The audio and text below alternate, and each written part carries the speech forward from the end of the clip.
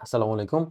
Databaza mavzuyimizni keyingi darsiga, ya'ni databaza sort mavzusiga xush kelibsiz. Bu darsda qanday qilib Notion databazada sorting funksiyasidan foydalanish mumkinligini ko'rib chiqamiz. Demak, mana bu yerda tepaga yoki pastga ko'rgan funksiyamiz bu sort funksiyasi hisoblanadi. Unga mana shu belgini bosib, tepaga pastga qaragan belgini bosish orqali kirishimiz mumkin yoki undan tashqari mana bu yerdan 3 ta nuqtani bosib sort funksiyasiga o'tib ketishimiz mumkin. Demak, sortga o'tamiz. Ko'rishingiz mumkin bizga qaysi property orqali sort qilishni so'rayapti. Biz masalan, number bo'yicha qilamiz. Qarang, number bo'yicha qilganimizda bizda ikkita narsa so'rayapti.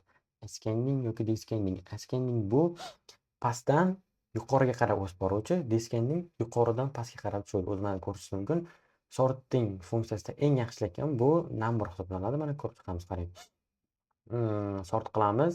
Demak, descending bo'yicha. Ya'ni eng oxir kiritilgan task bo'yicha bizga tepadan pastga qarab ishlayapti. Endi mana ko'rishingiz mumkin. Yangi bir task qo'shib ko'ramiz.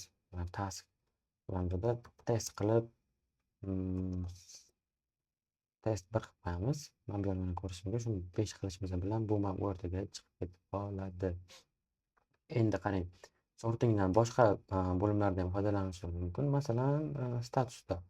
Status descending, ascending bo'lib mana o'sib borish bo'yicha mana bu pastdan tepaga.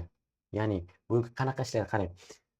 Biror bir raqamda bo'lsa, kichigidan kattagacha yoki kattadan kichikgacha bo'ladi. Endi qarang, statusga bo'lsa, descending bo'ladigan bo'lsa, bajarib bo'linganidan hali boshlamagan ishga qarab bizga sortirovka qilib berdi. Bu nima narsani anglatadi? Biz sortda faqat ascending va descending bo'yicha bo'ladi. Bu sortirovka funksiyasi ishlaydi. Ya'ni tepadan pastga yoki pastdan tepaga yoki masalan raqam bo'yicha 1 dan masalan 10 gacha bo'lishi mumkin. 10 ta task kiritilgan bo'lsa yoki status bo'yicha bo'ladigan bo'lsa, bajarildi yoki bajarilmadi bo'yicha uni sortirovka qilishimiz mumkin. Yoki mana bu yerda ham ko'rishingiz mumkin.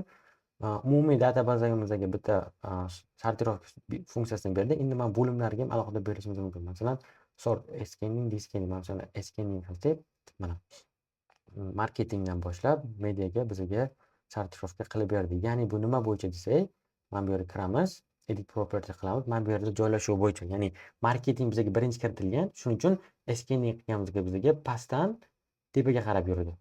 Agar biz hozir descending qilsa, bizga ko'rish mumkin, mediadan boshlab marketinggacha bizga sortirovka qilib beradi.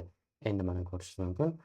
Hop, mana qaytamiz, bo'limlarga qarab bosamiz va sort descending qilamiz. Mana mediadan marketingga qarab bizga sortirovka qilib berdi.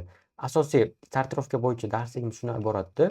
Buni ham o'zida Notion'da databazada ma'lum bir foydali maqsadda foydalanishingiz mumkin.